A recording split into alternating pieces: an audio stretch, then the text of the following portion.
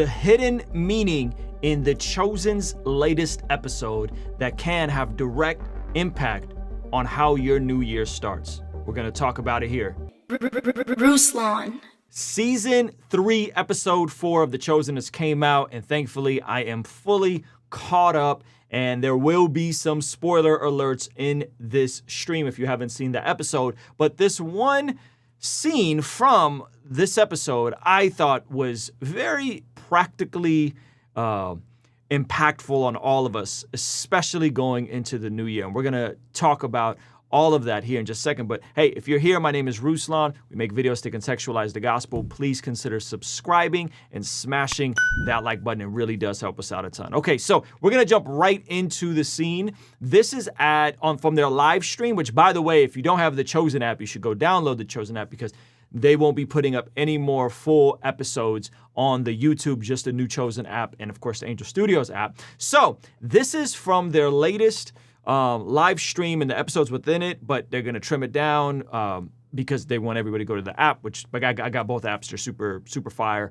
But watch what's happening here as some of the women who follow Jesus are wrestling through some of the financial burden that is kind of being placed on all of the disciples, right? Because a lot of them aren't working as much, a lot of them are traveling, some of them have wives, and they're trying to figure out how they can generate revenue. And something happens here that I think is so directly correlated and applicable to many of us, especially as we're thinking about SMART goals and the new year, and maybe some changes we need to make, maybe some new things we need to start doing. I'm going to play this at 1.25 speed, so it'll be slightly faster, but check this out. Please let it be Jesus. Zebedee, shalom. Shalom, shalom. Do you know, I realized the other day that I never quite apologized for the roof. Oh, your faith is beautiful. Don't give it another thought. Do you ladies have a moment? Of course. Yes. I've pressed a batch of olive oil. Will you give me your honest opinions?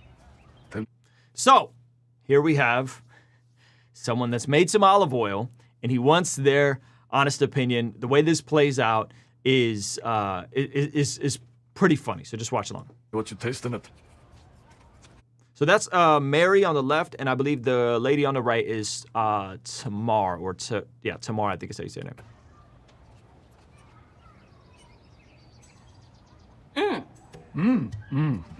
What kind of a hum was that? I need a minute to think of the right word. Tamar? Tamar.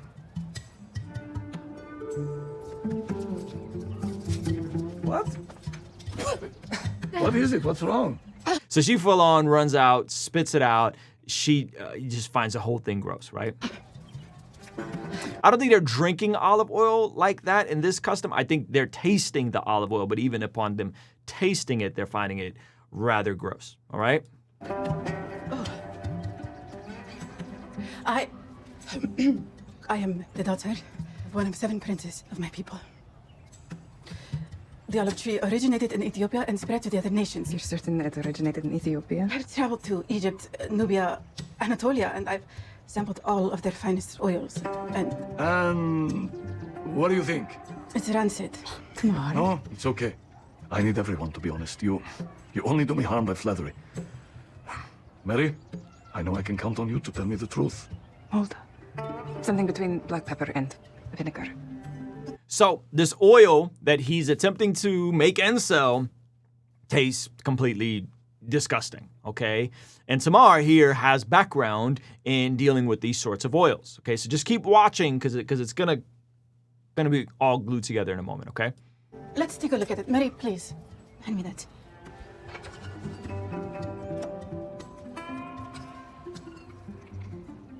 It's expertly racked and purged.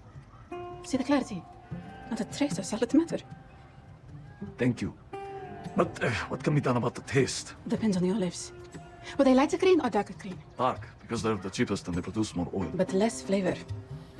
So here, she asks him specific questions about the olives.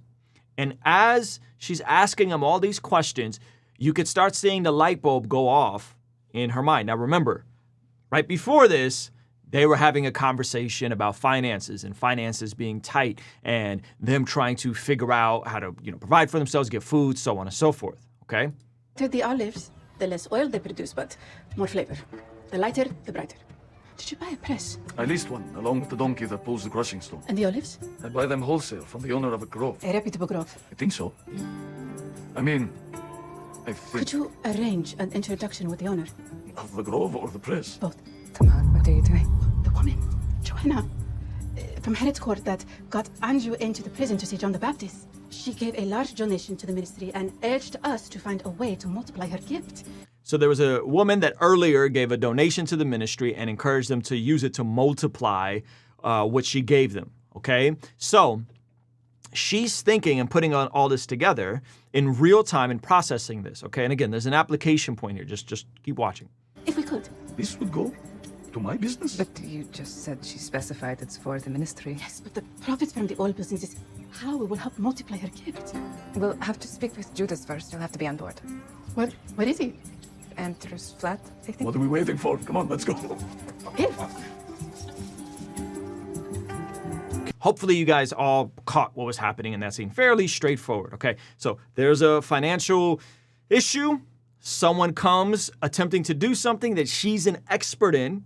She decides to take it up on herself to investigate, offer feedback, honest feedback. And in her pursuit of Jesus within this community of disciples, and in her recognizing that she has a degree of expertise, a light bulb moment happens, and she decides to leverage her time, talent, expertise, and the treasure they were given to what? Multiply what they have to further the kingdom. Okay. This, I think, is one of those things that is so obvious, but can go right over our heads. Okay. Point one, she's a follower of Jesus. She's following Jesus. Okay. That is what's happening with her commitment, with her day-to-day life. Point two is she recognizes it as an issue, but she also recognizes that she may have a skill set, an expertise, and a knowledge base that can help alleviate some of that issue with leveraging her knowledge, skill set, and expertise to develop and multiply what it is that they've already been entrusted with this other item that they could sell to start this olive business and refine what this gentleman was doing and take it to another level. In our own pursuit of Jesus, in our own desire to live lives as disciples, sometimes we miss the practicality of seeing an opportunity, leveraging our time, talent, and treasure, being good and faithful stewards with what we've been given so that we can multiply and help further the kingdom. This act that's so simple is going directly to correlate further ministry growth and further ministry expansion.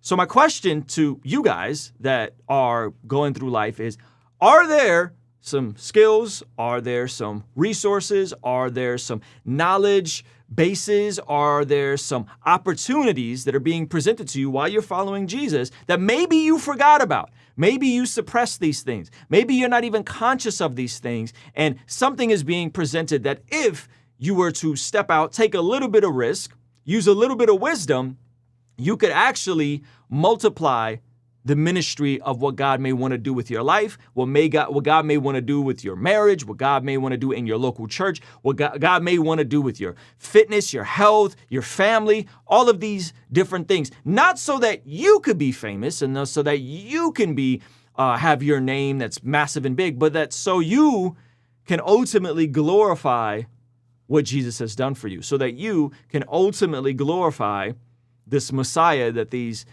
disciple women are following, right? And so when I saw this instantly popped out at me, especially as we're going into the new year, especially as we're considering all the potential things we may want to do. One, what's the motive? Are we still following Jesus? Two, are we taking inventory of the time, talent, and treasure we have on this side of eternity And are we implementing it and taking some risk and thinking creatively and being self-aware with what we've been given? And if you are, then praise God. Hopefully you're doing these things. Hopefully you're pressing into these things. But I found that extremely refreshing. I found the idea of leveraging the things that we that we have, the time, talent, treasure for the kingdom, which is, by the way, an entire chapter in Matthew chapter 25 is about this very said topic. So extra credit points. I want you guys to go read all of Matthew chapter 25. Let me know what you think about it in the comment section. Do you see the parallels that I see? I want to hear from you guys. And if you enjoyed this video, be sure to smash the like button. That really does help us out a ton. If you want to go above and beyond and partner with what we're doing here to contextualize the gospel, you could do that by signing up for our Patreon community for $5 a month to get exclusive streams, daily podcast, and so much more. There's some other videos recommended from YouTube and me right over here. All right, I'll see you guys over there. Peace.